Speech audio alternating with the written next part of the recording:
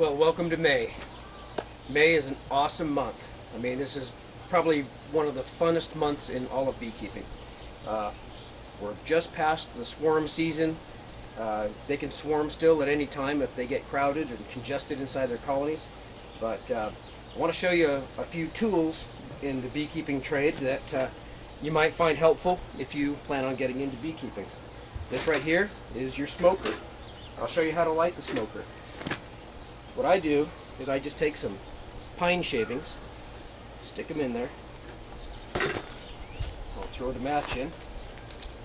It almost lights right away, as you can see. Kind of get that going. Now the reason for using a smoker on the bees is smoke obviously is a natural kind of an element. It's been around since the beginning of time, and bees when they smell the smoke, they will think that there's possibly a fire nearby, and they will instinctively engorge themselves on honey so that they can be prepared to move to another location in case the location where they're at is threatened by fire. So in the process of engorging themselves with honey, they end up feeling a little lazy, just kind of like us after a Thanksgiving meal. And so smoking is kind of not a new thing. What I like to do is I like the smell of hickory chips. Once I get it going good, I throw some hickory chips in there. Get that pumping good. Just like that.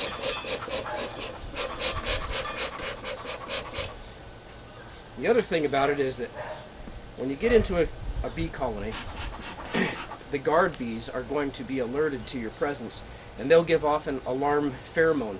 And this pheromone tells the other bees that, hey, we've got an intruder. Well, the smoke kind of masks that. Bees rely a lot on their smell for communication, on pheromones and things like that. And so anytime you put a little bit of smoke into the equation, it kind of masks that and keeps them from being able to communicate too much to each other. One thing to consider though is that whenever you're smoking your bees, be careful not to blast them with the very hot end of the smoke. Get a good smoke going like this, then just kind of let it sit for a second. And when you puff the smoke on the bees, you just kind of want to go gently. You want to let it kind of cool a little bit. You don't want to be burning the wings off of them. Now I'm going to show you a few tools that you'll be needing in beekeeping. This one right here is a hive tool, and it has a little hook right here for lifting the frames, and I'll show you how that works. There are various scrapers out there for scraping wax and propolis and other debris off of the combs. The bees will always make what they call burr comb. This is wax that's in between the frames, and sometimes it can be pretty extensive, so it always helps. What I do is I carry a little wax bucket with me, and anytime I get these little pieces of burr comb, as you can see, I'll just save those, and that's basically like gold, because at the end of the year I'll take all this and render it down and refine it and make some real nice beeswax bars. So this right here is a little spacer. It's a little frame spacer. Most of the colonies that you see are 10 frame colonies. Well, once the comb is all drawn out, I like to bring things down to about a 9 frame colony. It gives just a little bit more room between the combs, and it makes it a little easier to work with the bees. You're less likely to smash the queen when you're bringing up the combs out of the colony, and it gives a little bit more ventilation. And I found that works pretty well. So these little spacers are pretty helpful. Keeps things nice and even, because if you give too much space on one side of a comb and not enough on another side, the bees are going to draw irregular comb. It's not going to be nice and straight and uniform. So it helps to have a few items. And now let's go on over and take a look at the bees. Okay, let's go over some of the basic procedures that you're going to use when opening up a colony. First of all, you're going to go ahead and it's not really necessary today, but just for demonstration purposes, we'll get this going here. Get a little bit of smoke on them. Kind of get that tucked up. There we go. There we go. That'll kind of give him a little sense that there's something to get him going and drinking up that honey. Okay. Okay, as you can see, here's that little dead air space I was talking about in a previous video. I usually leave a little note card in the top of what I've seen the last time I was in it, because if you just try to remember with this number of colonies what you saw, it's not always going to be that easy. Now what I'm doing is I'm taking the hive tool and I'm prying up the inner cover. Here's the inner cover. Now this inner cover, as you can see, has a little bit of a lip right here, and that allows the bees to crawl over the top of the comb. Okay. Now let's see. We're going to get in here and see if we can find the queen. Usually the queen, you're going to find it on an area in the center part of the colony. The center part is where they need to keep the heat constant on the brood. Let's take a little look here. Let's bring this over here and see if we can find her. Let's see here. Now we just made up this colony. We let the queen from one of the other colonies come over and be in this one. And the colony that we took the queen from will have to make a new one. Okay, as you can see, what you're seeing here is this is capped brood. That means that there are little baby bees underneath that wax capping, and that means that that brood is 8 days old or older. You can also see the little white larvae inside the cells.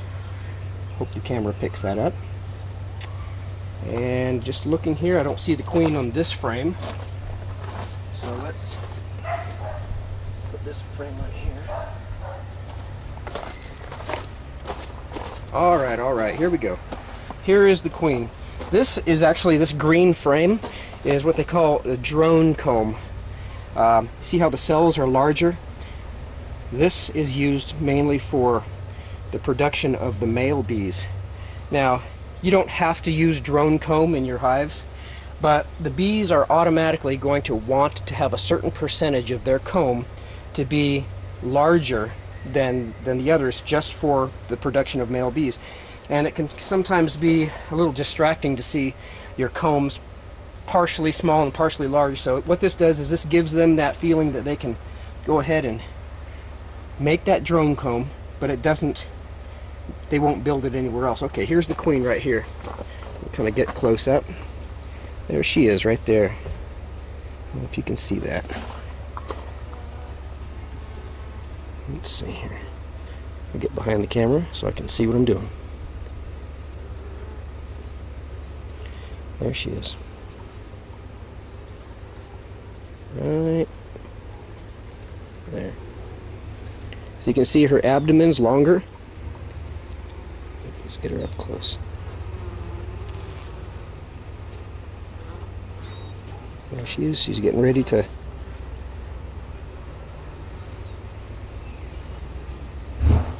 now she's on this comb because she's laying eggs that will be unfertilized, and they will turn into male bees.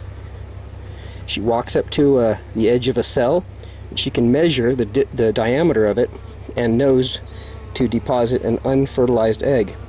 If it was a regular worker cell, she could choose to deposit a fertilized egg. She has a little pouch in her body that contains the sperm of the drones that she mated with on her mating flight. And so she can let those eggs, as they pass down through the oviduct, they can become fertilized eggs or unfertilized at her will.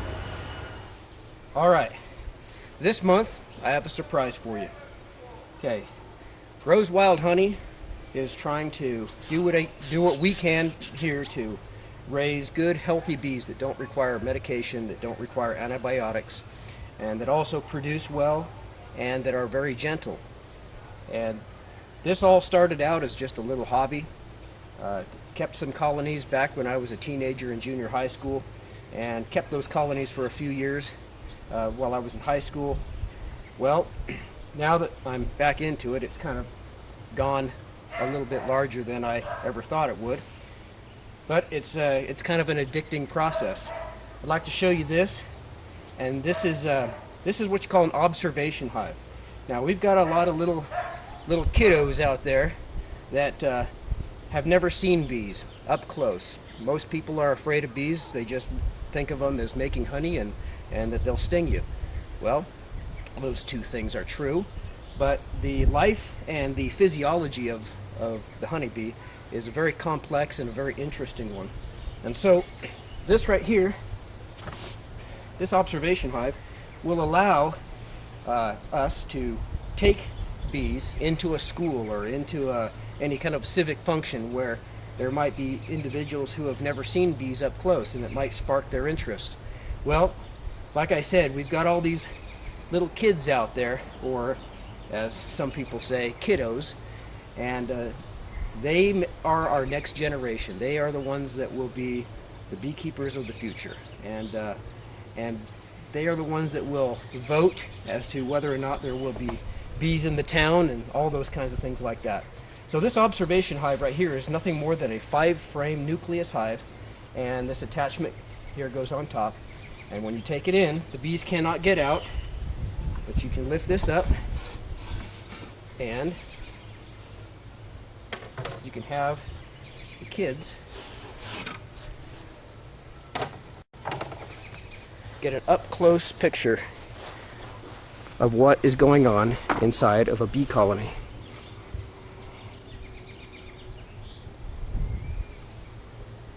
Looks like I've got a little reflection there, but as you can see, this right here will allow people to watch a queen lay eggs, to watch the workers feed the eggs, watch them ripen honey, watch them build comb, all of those things that are very interesting. And so that's the surprise for May. Now, the offer is, if there are any educators out there that would like Grows Wild Honey to bring this observation hive for a short demonstration, or at least for the kids to see, then all you have to do is contact us at growswildhoney@yahoo.com, and we'll see if we can make an arrangement. As long as the distance isn't too far, we can make arrangements to bring an observation hive over and let the little kiddos see what's going on in the world of bees. Well, that's it for May. The honey flows on, and pretty soon, next month, we may be taking off our first honey. So we'll see you next month.